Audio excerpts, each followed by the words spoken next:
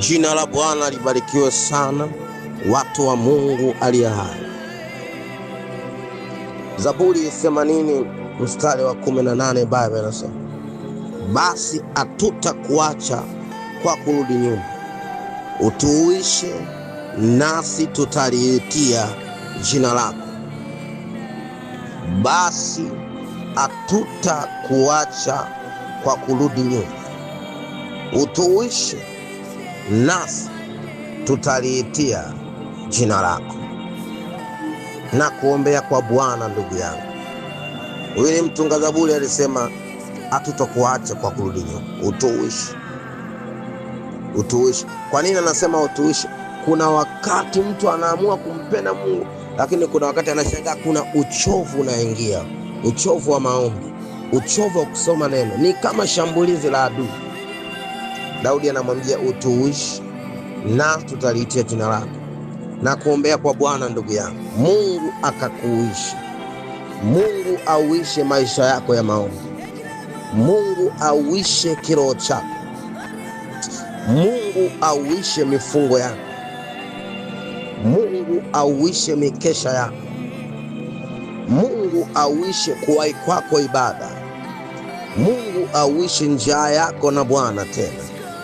Mungu auishe uwe unamwabudu Bwana kama zamani ulivyokuwa unamwabudu, unalia kwa Bwana, unapomoka, unalala chini, unajiachilia kwa Bwana.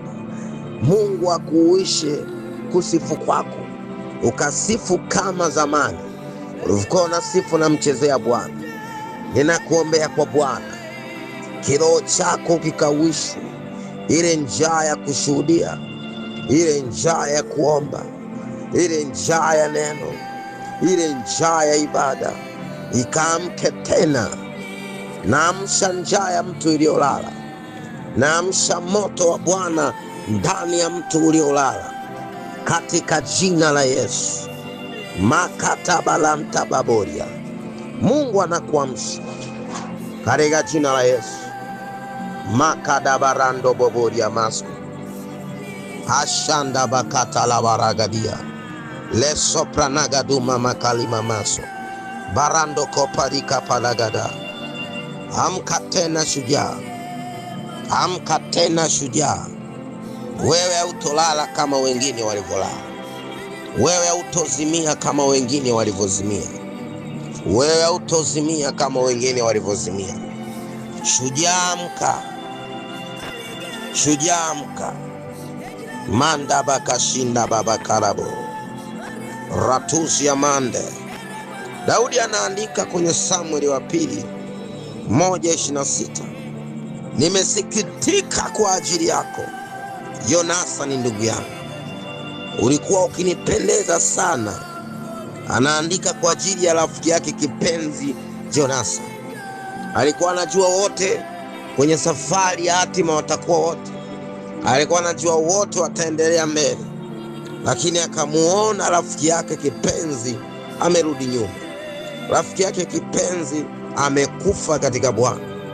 Anasema nimesikitika kwa ajili yako Yonathani ndugu yangu, ulikuwa ukinipendeza sana. Upendo wako kwangu ulikuwa wa ajabu kupita upendo wa wanawake. Jinsi mashujaa walivyoanguka na silaha za vita zilivyoangamia. Na kuombea ndugu yangu, kama Biblia inavyosema tuombeane, Wathesalonike wa kwanza 5:25. Ndugu yangu, hautokuwa miongoni mwa mashujaa walioanguka. Hautoanguka kama mashujaa wengine walivyoanguka. Na kuombea nguvu ya kuamka, na kuombea nguvu ya kupiga hatua tena, na kuombea nguvu tena. Amka, zirudie tabia zako za mwanzo, tabia za mashujaa, tabia za watu wa imani. Mantushe keba la zombra kadira. Amka ndugu yangu Jonasa, amka ndugu yangu Jonasa, amka ndugu yangu. Jinsi mashujaa walivyoanguka.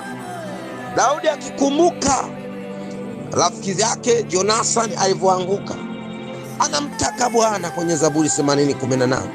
Anasema, Mungu uniuishi nami sitakuacha, uniuishi nami nitaliitia jina lako.